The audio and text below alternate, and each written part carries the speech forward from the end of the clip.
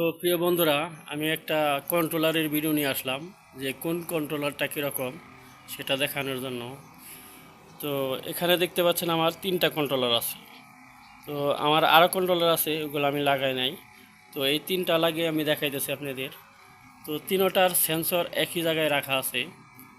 তো প্রথমে দেখাই আমি XM18 যে কন্ট্রোলারটা সেটা। তো এখানে আমার তাপমাত্রা দেখাইতেছে 39.1। আমার XM18 দেখাইতেছে 39.1।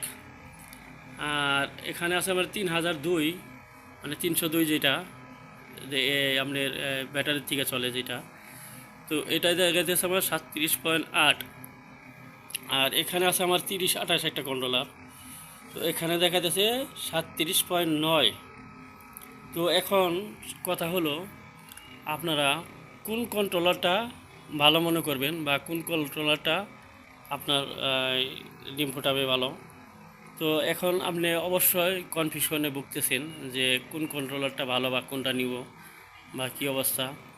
তো কন্ট্রোলারগুলো মোটামুটি সবগুলোই ভালো, কিন্তু আপনার একটা কাজ করতে হবে। কাজটা হলো, আপনি যেই কন্ট্রোলারই নেন না কেন, XM18 বা ওই 302 বা 3028, আপনি যেইটাই নেন, বা W1209, যেটাই নেন আপনাকে অবশ্যই ক্যালিব্রেশন করতে হবে। তো এখন বলতে পারেন ক্যালিব্রেশন কি?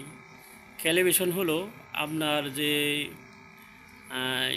তাপমাত্রা মেশিনটা, ওইটা আপনার ঠিক মতো তাপমাত্রা দেখায় কিনা সেটার ক্যালিব্রেশন অবশ্যই করে নিতে হবে। তো ক্যালিব্রেশন কিভাবে করবেন সেটাও আমি দেখাই দিছি। তো ক্যালিব্রেশন করার জন্য আপনার এরকম একটা STC মিটার নিতে হবে। তো STC মিটারটা আপনার ওই সেন্সরের ওই জায়গায় রাখতে হবে, যে আপনার এই তাপমাত্রা মাপার মেশিনটা, ওইটার সেন্সরের সাথে এটা রাখতে হবে। তো এটা রেখে কি হবে আপনার ভালো হবে। এটার সাথে আরেকটা ভালো আছে, আপনার কাঠের একটা এই থার্মোমিটার আছে, ওইটা ওইটা দিয়ে আপনি ক্যালিব্রেশন করে নেবেন। তো এখন দেখাইতেছে যে আমার এই মেশিনটায় যা তাপমাত্রা দেখাইতেছে, আপনি এটাই সঠিক মনে করবেন। এইটা, তো এটা সঠিক মনে করে তারপরে আপনার এই মেশিনের মধ্যে আপনি ক্যালিব্রেশন করবেন, যে এই আপনার STC মিটারে যেটা দেখা যাচ্ছে আপনার ওইটা এই মেশিনের মধ্যে সেট করবেন। তো এতে কি হবে, আপনার তাপমাত্রাটা সঠিক পাবেন।